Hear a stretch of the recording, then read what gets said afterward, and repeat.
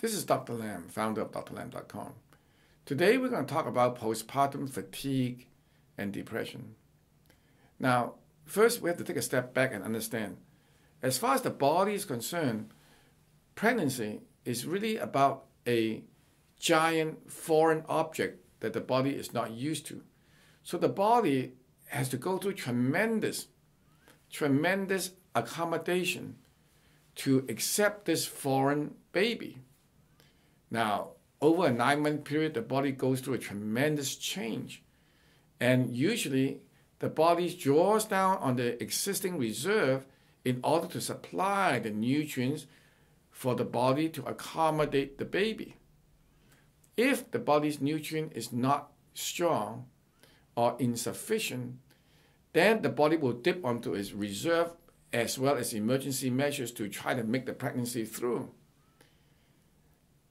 If a person is young, this can result in normal delivery. But there's a problem is that after the delivery, the body is simply just drained. It is energy low. It has devoid of the vital nutrients to continue, so the body essentially goes into a crash state in order to conserve energy. So postpartum crashes or postpartum fatigue is very common for people who already have some pre-existing constitutional weakness in their body, pre-existing adrenal fatigue in the system. They could also have a very tough pregnancy as well. So these are all possibilities that can lead to a postpartum crash. But unfortunately, adrenal fatigue is seldom considered.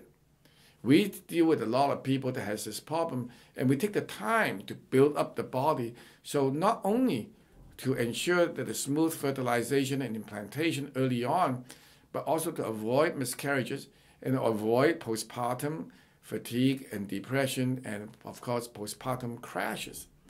The problem is very serious because, we have many women that come to us and say, well, ever since my delivery of my last child, I'm never the same. I'm never able to get better since the crash. The question is why? The reason is because once you have a major crash, the body needs time to be recouped and nurtured back.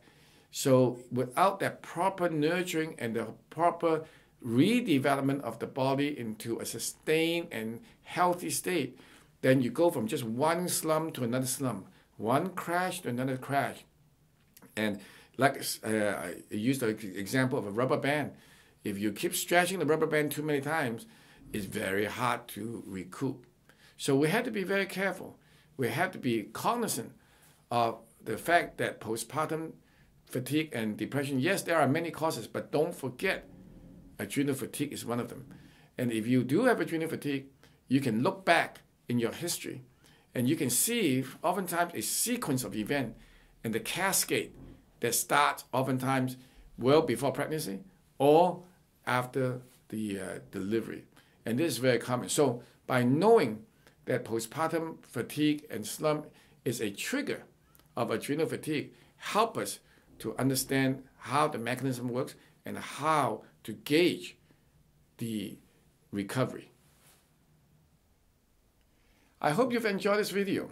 For more information on this topic, head over to drlam.com, where I've written over 1,000 articles to help educate people. You can also call me at 626-571-1234 for more information on adrenal fatigue and how to navigate it. Finally, if you enjoyed this video, please subscribe to my YouTube channel. Thanks for watching.